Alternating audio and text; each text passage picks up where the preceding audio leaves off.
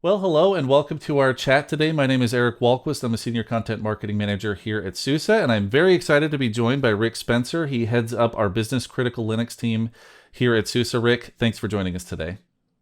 Thanks for inviting me, Eric. I always enjoy our conversations. Yeah, and I wanted to have you here today because we want to talk about the CrowdStrike outage. So this is obviously a big piece of news. It happened a few weeks ago. The dust has kind of settled here. Some root cause analysis has been performed, and I just wanted to get your perspective on it as the head of our Linux team here. How do you see the CrowdStrike outage, and what was the impact? Sure.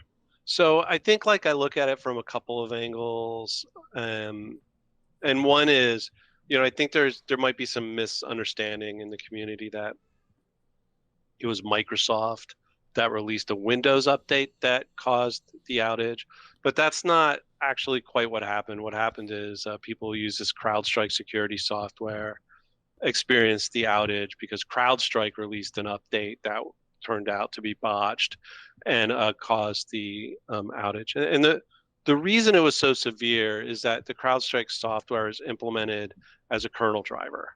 And of course, you need kernel drivers to talk to the hardware and other important things.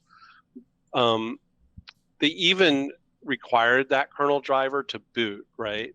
And this really put it on the critical path of not just security, but also reliability, right? So they wanted it there to be able to snoop across the kernel space to make sure no one's doing anything naughty, but that meant they were on the critical path of reliability. So they released this update. They didn't actually update the kernel driver itself. They updated some dynamically loaded code that had some updated logic. And that dynamically loaded code is what had triggered a bug in the kernel driver, which they hadn't discovered before.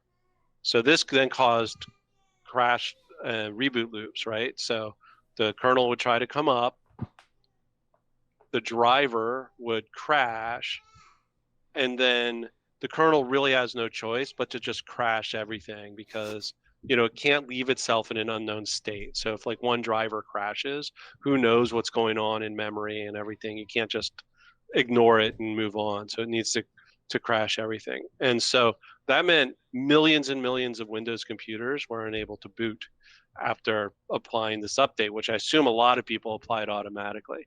And this caused massive disruption.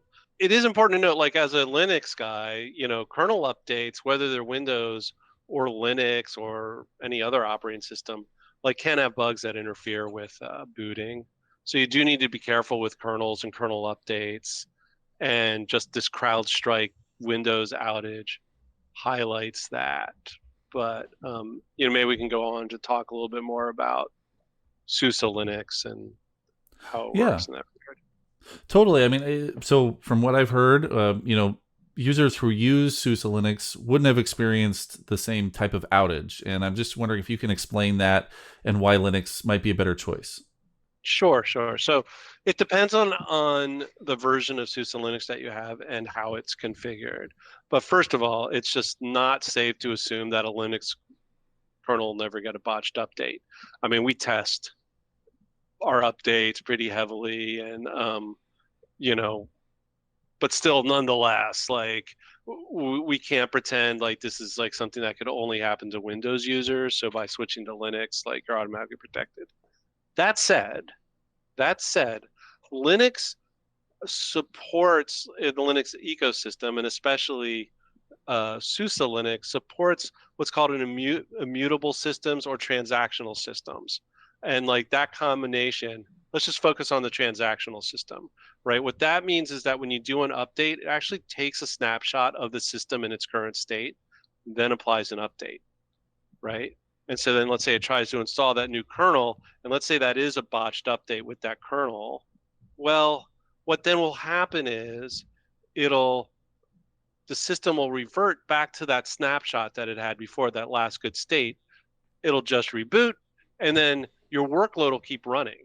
So you won't have an outage, you'll have a failed update, but it's not like in the Windows scenario where you had to manually, the way to remediate that is you had to manually go put in the safe mode, which meant your workload wouldn't run, and then manually remove the offending update. It's not like that. It just automatically just reboots back into a last known good state. And in most cases, you can just keep going and just wait until like a good update comes. Uh, I would be remiss not to mention SUSE Manager also in this. So like we have a tool called SUSE Manager, which you could also use to do like a canary rollout, which a lot of people do. Like say there's a new kernel, say like apply it to this set of systems first and this set of systems.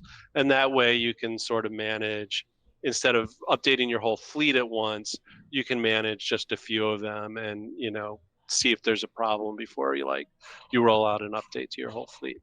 So yeah, those transactional updates and really do mitigate the risk of an outage, even if the worst should happen and you get a botched update like this. Very cool. Well, Rick, thank you so much for breaking this down for us. If people want to learn more, we invite you to go to SUSE.com and you can read all about all of our Linux offerings there. Thanks so much, and we'll see you next time.